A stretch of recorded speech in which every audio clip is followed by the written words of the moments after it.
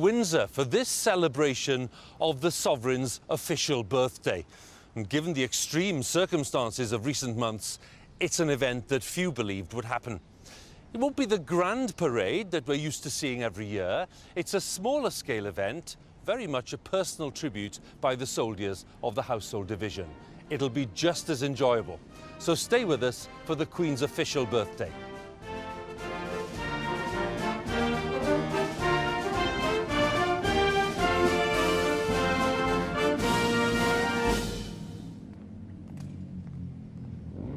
It is a beautiful day in Windsor, and what we have today, in essence, is a rather elaborate version of a familiar event at the castle here, the changing of the guard, carefully adapted this year to provide a birthday tribute for Her Majesty the Queen. As the current Windsor Castle Guard, the 1st Battalion Welsh Guards are leading today's ceremony.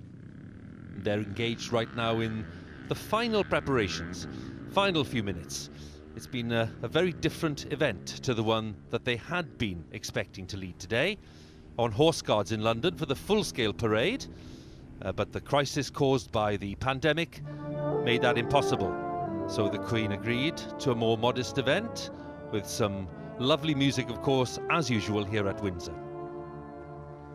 Now, it's been a very busy 3 months for the armed forces, including the Welsh Guards, who've stepped in to help the efforts to contain the pandemic. So they've had just a few weeks to prepare for today. And the event, of course, is even more challenging because of the demands of social distancing. We can see the distancing in evidence here with the bands, and those rules apply to all of us here today. Now, very soon the Guards and the band will all march towards that magnificent Brown Tower and into the quadrangle beyond. Magnificent sight, bathed in sunshine today, to pay their birthday tribute to the Queen. So we're looking forward, as usual, to some impressive drill, to some rousing marches, and some great Welsh tunes in the mix. I have 2 experts with me to shed more light on what's going on, to add their thoughts on today's event. Colonel Hugh Boddington, who served with the Welsh Guards from 1981, retired from the army after 35 years service as Chief of Staff, London District, so he knows the Household Division inside out.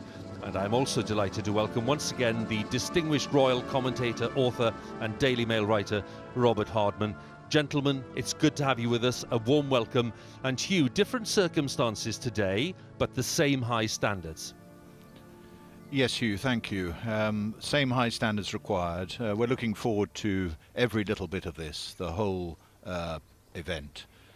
Seeing Her Majesty in her 94th year, the timeless setting, listening to the Welsh music, the Foot Guards drill on this 200th anniversary of such an annual national event. And Robert, I suppose it's worth saying that it's remarkable that this is happening at all.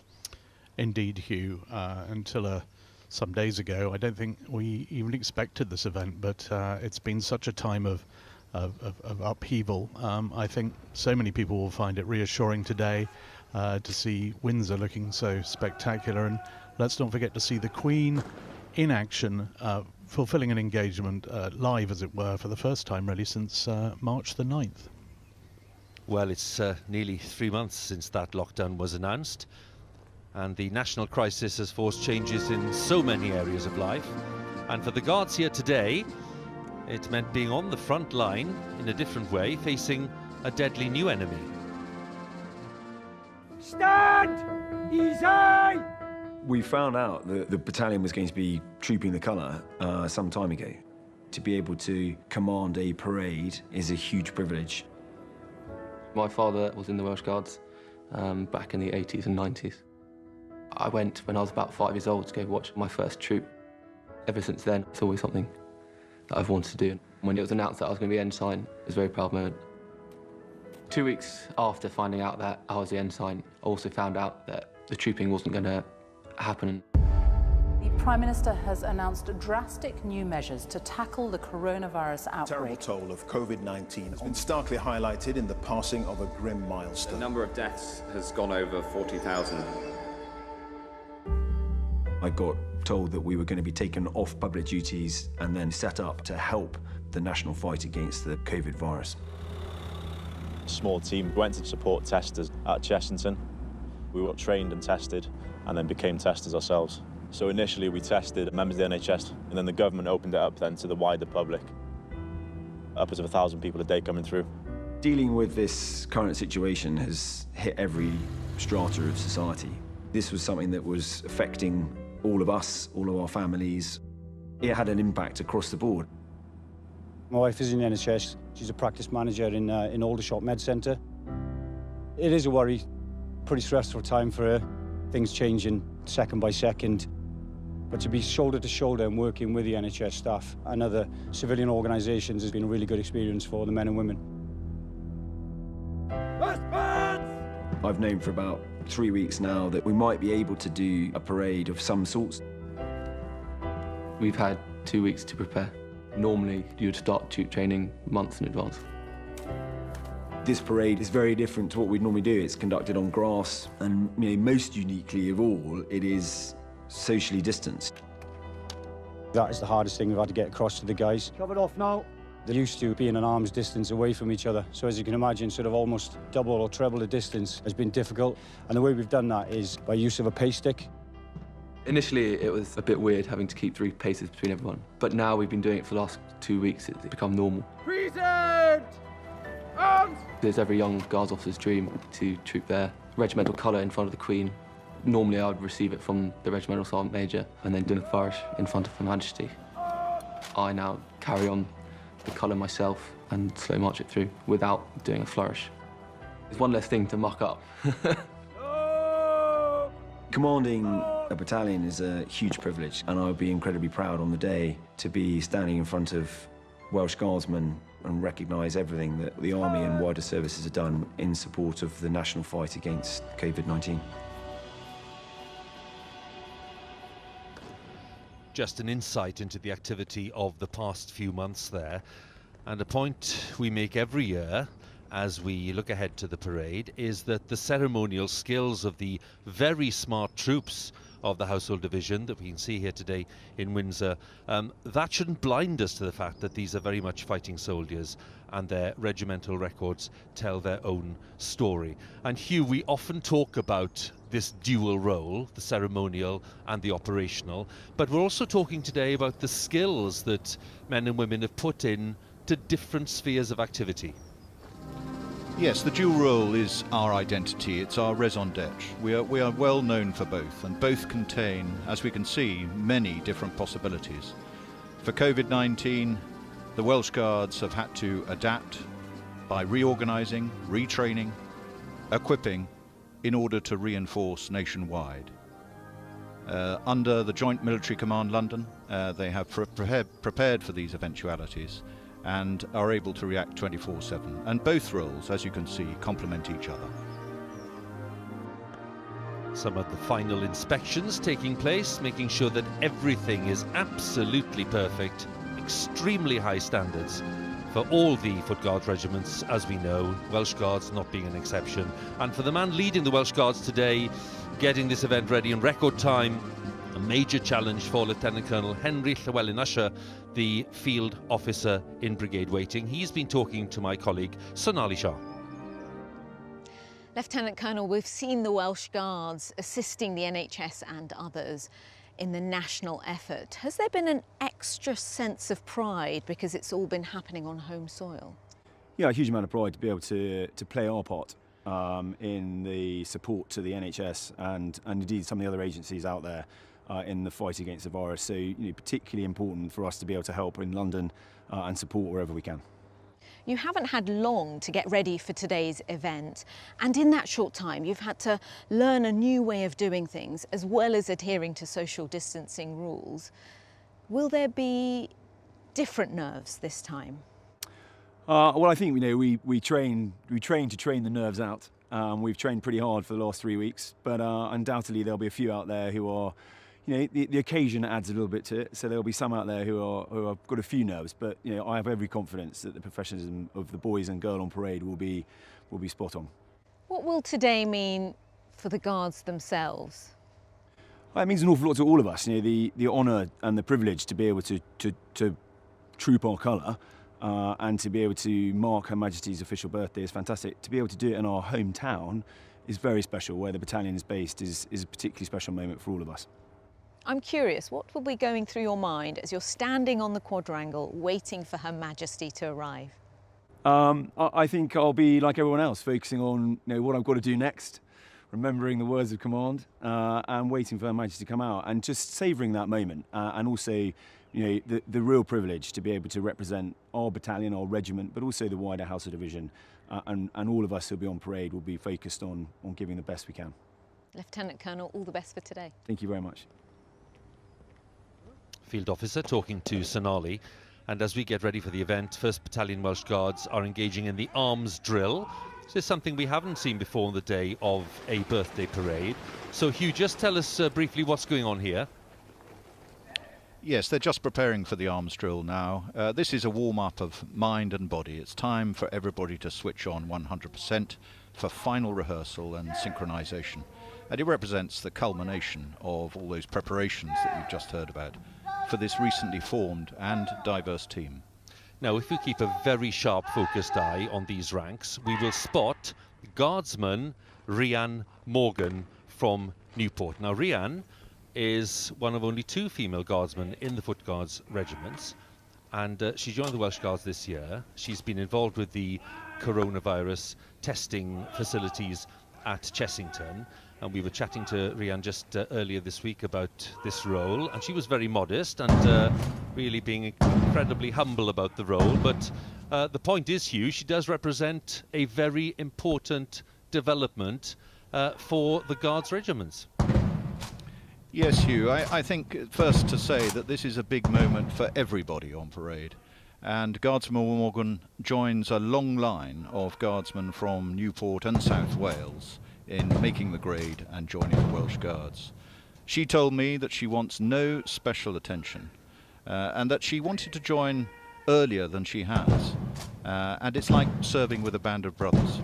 But yes, her blood and regimental family are right behind her in this, her first big event.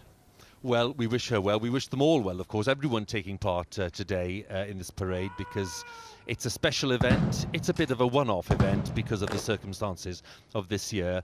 And Robert, it's a remarkable thing to reflect that the last time there was any kind of birthday tribute involving the armed forces here at Windsor was, believe it or not, back in 1895 in the closing decade of Queen Victoria's reign.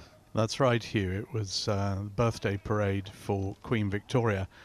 Worth noting that back then it was to mark her 76th birthday, and she watched the parade in a carriage. Today, I think we can confidently expect to see Her Majesty at the age of 94 arriving on foot. Indeed, and we shall see that in a short while. We've been focusing initially on the Welsh Guards because it's their central role today. But let's not forget, all 7 regiments of the Household Division have offered their support in the fight against the coronavirus pandemic, overseen by Major General Chris Geeker and his team. We're getting a broadly decreasing rate. Deaths are coming down both day on day, but also week on week. I'm just watching the continued support for the London Ambulance Service, and I'm noticing a decreasing wait time, to which we've undoubtedly contributed. The Household Division have been hugely engaged with COVID-19. Just here in London, we've had the Welsh Guards and the Grenadier Guards furiously busy, like us, doing mobile testing teams to support this nation in their time of crisis. We're at Dulwich College to conduct a mobile testing unit, supporting the NHS by freeing NHS members up to conduct their essential duties in hospitals, doctors' surgeries. For this test to be valid, you need to have sanitised hands. For me, this is very important. I'm very proud to be able to help out our country in any way. It's definitely the right place to be as far as work's concerned. Down on the Isle of Wight, Scots Guards have been working hard in support of the NHS and Public Health England. Due to the high proportion of vulnerable people on the Isle of Wight, it was especially important that we did our task as quickly as possible. Our mission was to double the bed capacity at St Mary's Hospital from 200 to 400 beds. We managed to do it with only 30 men in 8 days. To be involved on the front line with the NHS and the fight against COVID-19 was very rewarding for the whole platoon. This evening we were clapping for the NHS. my wife, Sarah. She's a neonatal intensive care nurse, and I think it's really good for us in the Army to show our appreciation for all of the NHS. They are putting their lives on the line for the whole country. Yeah, so just lower your window for me, I'll pass the test switch, yeah? When we look back and ask ourselves what did we do during the coronavirus crisis, I can be hugely proud of what my soldiers have done. This time not on state ceremonial public duties or on active operations, but here doing mobile testing. When the nation asked us to help, we were there.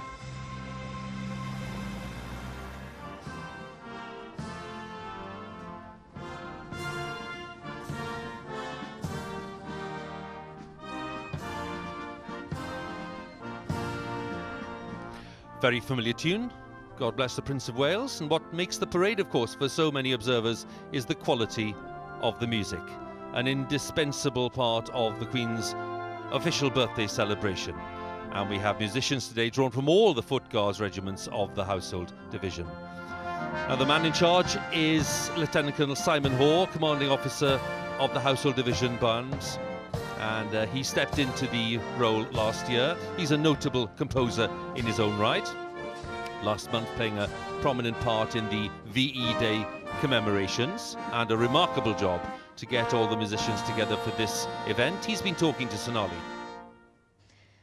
Lieutenant Colonel, when you took on this role, this wouldn't have been the event you're expecting. How have preparations been going?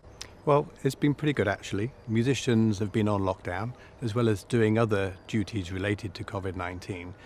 But they all practice. They've got their instruments at home, so they're all busy beavering away and keeping up their instrumental performance. So as we've come together for these rehearsals for today's ceremony, I think the preparations have gone quite well. Like all of us, all the musicians will have to be 2 meters apart. What challenges has that created? Enormous challenges actually, but we've done a lot of rehearsal on that. One of the particular difficulties is as the band counter-marches back through itself, normally the musicians are shoulder to shoulder. Of course, we've got to maintain social distancing at all time, and we are doing that. And to help that, we're feathering the band as we come into the counter-march. So the front of the band expands to twice its width, so as musicians counter-march back through the ranks, we still maintain some 2.5 meters distance between each player. Under normal circumstances, the Queen's official birthday is marked at Horse Guards Parade, but today you'll all be on the quadrangle. What difference will that make acoustically? Well, I think the acoustic there is a little bittersweet. For a start, we're on grass, which soaks up the sound and kind of doesn't help us. But then the sound travels and just cascades off those beautiful castle walls and resonates around the whole of Windsor Castle. So I think on balance, it's a pretty good acoustic, and the musicians will really enjoy performing there today. Lieutenant Colonel, thank you. We look forward to hearing and seeing your musicians today. Lieutenant Colonel Simon Hoare there talking to Sonali, and his colleague is in the midst of the players here, Major Stuart Halliday, who's Director of Music of the Welsh Guards. And in September, he'll be celebrating 35 years in the Army. He's helped put the music selection together today, so no surprise he's chosen some of the best Welsh marches for us all to enjoy. Great sight of the lower ward of Windsor Castle, looking up towards the St George's Chapel and the Round Tower. And since early March, Her Majesty the Queen and His Royal Highness Duke of Edinburgh have been here at Windsor. This castle's been a royal residence for 900 years. The Queen will be the only member of the royal family attending the parade today. And Robert, one noticeable absentee among several, it must be said, the Prince of Wales, who of course is Colonel of the Welsh Guards. Indeed, Hugh, yes, the Prince of Wales has been Colonel of the Welsh Guards now for 45 years, longest serving colonel in their history, and we won't be seeing other members of the family. I mean, it's worth remembering this is always normally the great family get-together when we see not just the senior members of the family but the whole extended family, concluding of course with the scene on the balcony for the flypast. We won't see that today. We won't see for example, the Duke of Cambridge in his role as Colonel of the Irish Guards either. We'll just see Her Majesty, but I'm quite sure that all the family are, as we speak, watching and waiting. So, already in the lower ward, for the officers to take up their positions, which will happen in just a few seconds' time.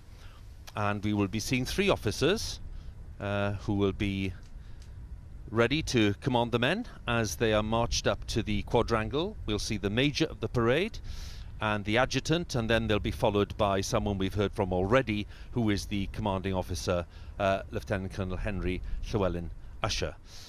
They're joining the various ranges of soldiers who've been coming here today, because these of course represent the Welsh Guards, but they are representing the household division in all its quality and all its glory. So the major of the parade, Major James Aldridge, whose great-grandfather was one of the first officers commissioned into the newly raised Welsh Guards in 1915. And today's adjutant, Captain Ed Clark, it's his last working day in the army, by the way. Taking over his role will be his brother, Captain Will Clark, and their younger brother Cameron's due to join the regiment in August. So the major and the adjutant, and they'll be followed by the commanding officer, Lieutenant Colonel Henry Llewellyn Usher, today's field officer in brigade waiting. And he took command of the regiment in March of last year.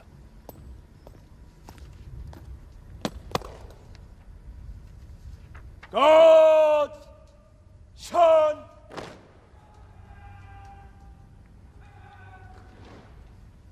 Slow! Arms!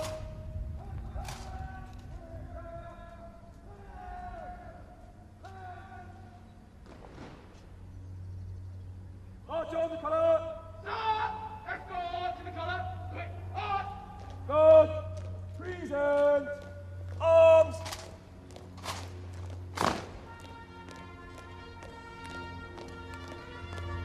Let's go on to the colour! Halt! Escort to the colour will advance. Hunt! Escort to the colour. Present. Arms. Good. No. Arms.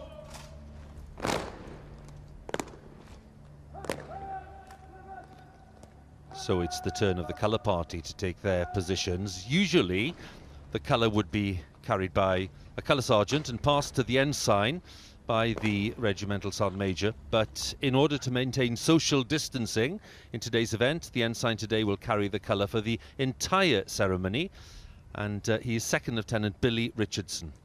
A word about Billy, because Hugh knows his father rather well, don't you, Hugh?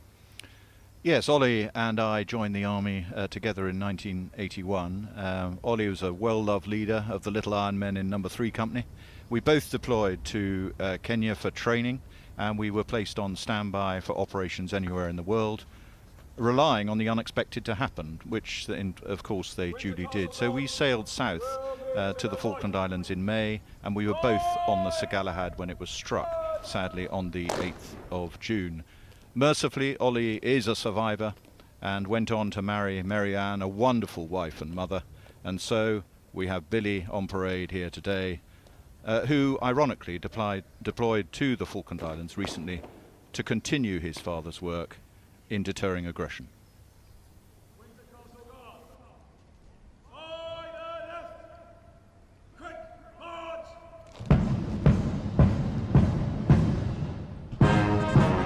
So the field officer gives the command. They step off on their way to the quadrangle for this year's birthday tribute. The march is Piccadilly, composed by Major Leslie Statham. Served with the Welsh Guards, a prolific composer in his day. His marches are still very familiar today. So let's enjoy some of the music, shall we? Because it's one of the great highlights.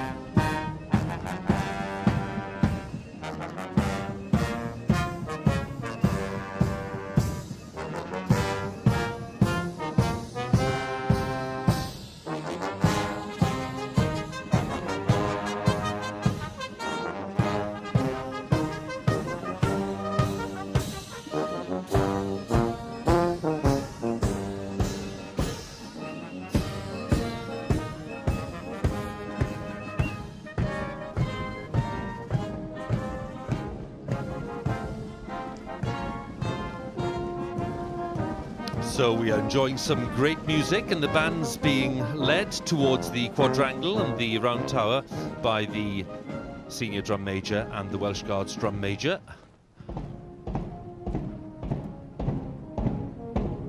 Welsh Guards on parade today have been selected from all 3 companies of the 1st Battalion, which is quite unusual. The troops of the Household Division have been continuing to guard the royal palaces throughout the lockdown, although the ceremonial guard changes have been cancelled.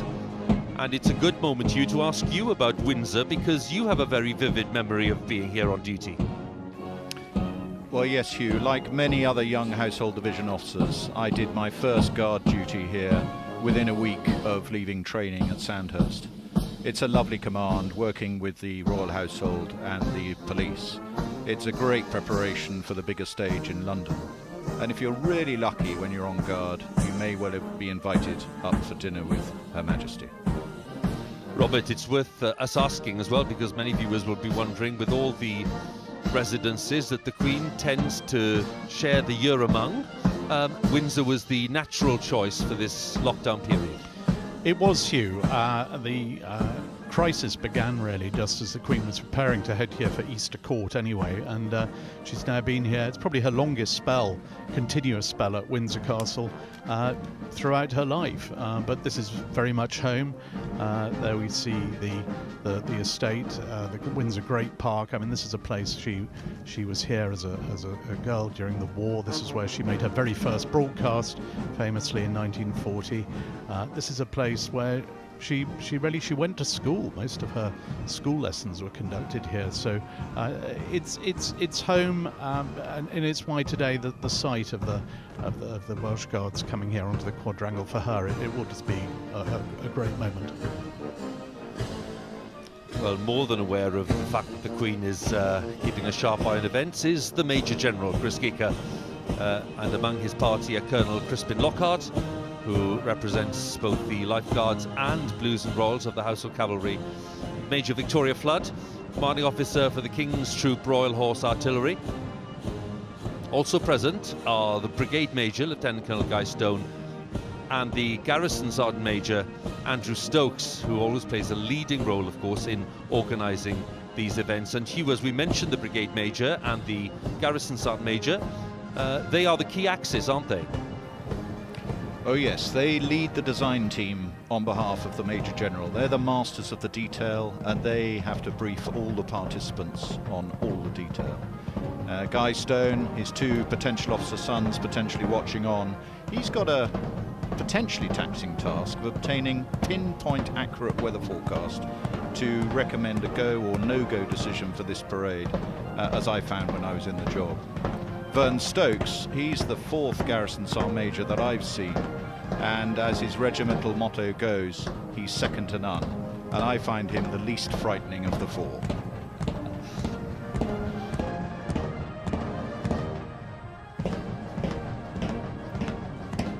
So they enter the quadrangle.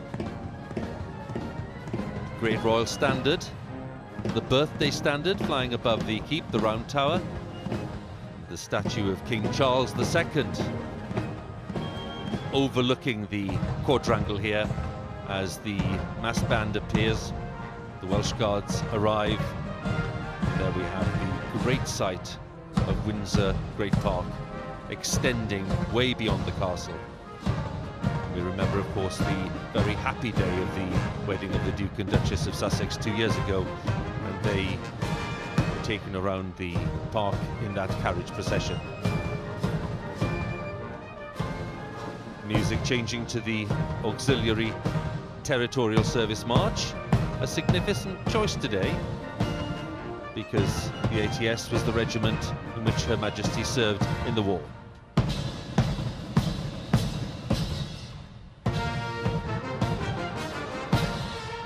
The tune starts, a tune that Her Majesty will know very well, having joined the ATS in 1945, becoming the first female member of the royal family to join the armed services as a full-time active member. So I think it's fair to say, before Her Majesty steps out from the Sovereign's entrance, they'll be listening very carefully to the quality of the music and keeping an eye on the precision of the drill and movement of the Guards here, because their experience at these events and parades cannot be beaten, frankly.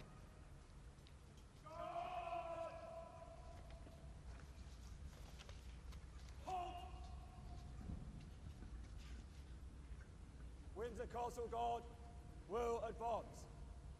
Right! Turn!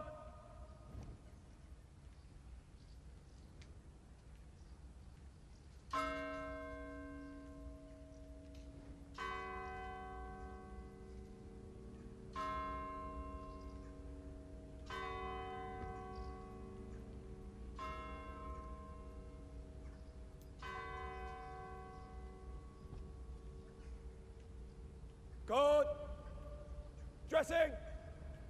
Right. Dress.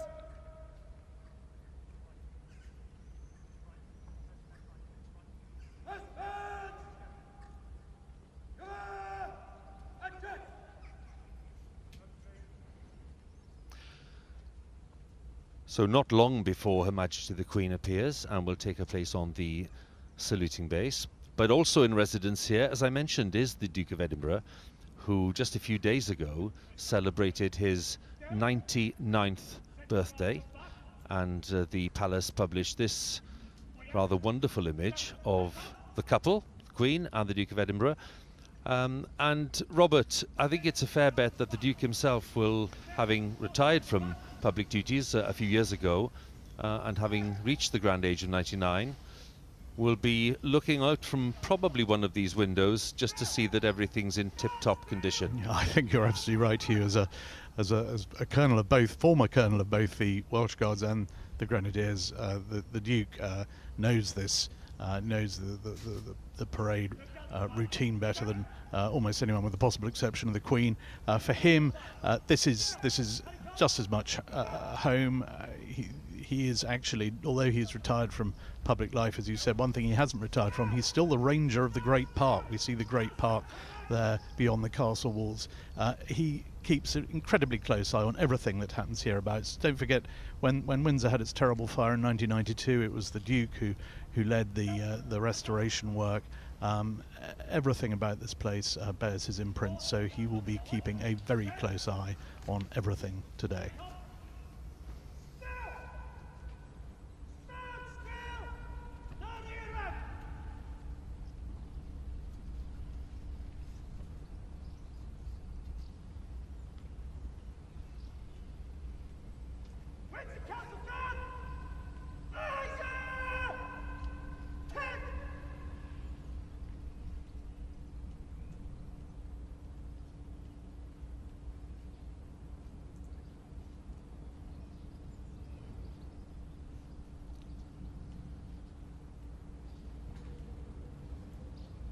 Good. Shoulder. Arms. Standard. Ease. Stand. Easy.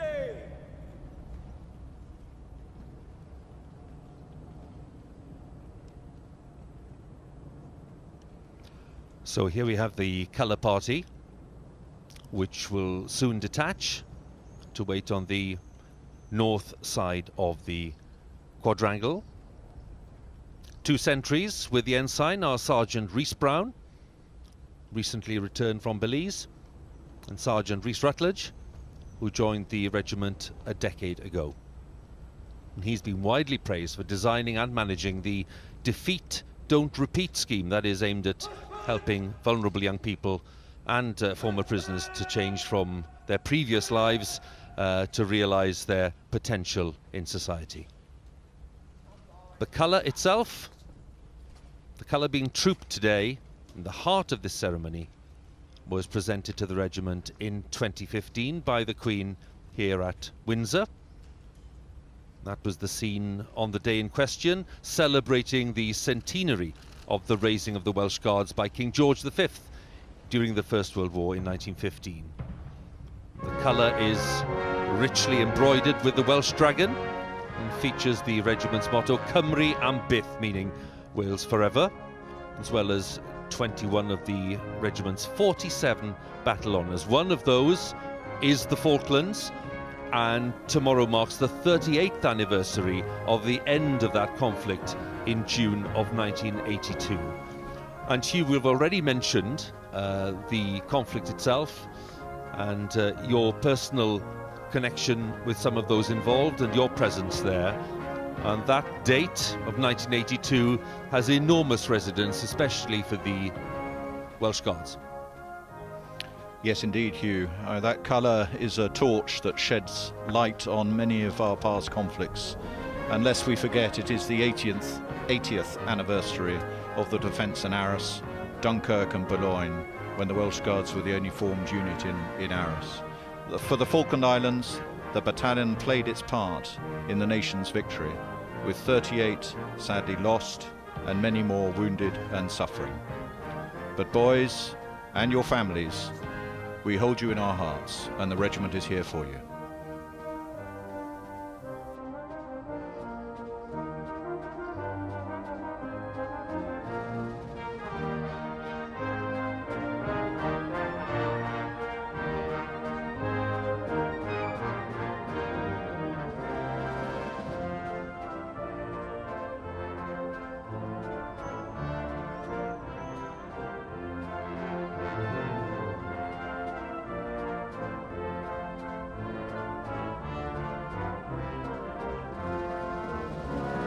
There's the officer in overall charge of these troops, indeed all the troops of the Household Division, also known as the General Officer Commanding London District, and that is Major General Chris Geeker, who took up his post last November. He's been speaking to Sonali. Major General, this is your first ceremonial occasion since taking over command of the Household Division. I know you're trained to expect the unexpected, but have the past few months been particularly unforeseen for you?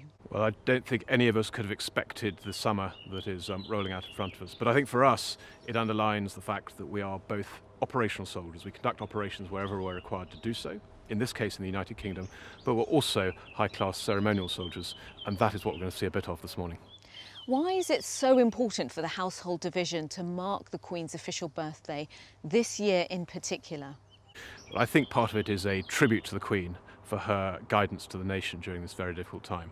But also, trooping the colours are well established and much loved part of the ceremonial summer, and so custom is important. And even though it's much reduced, we're very proud to be doing it this morning.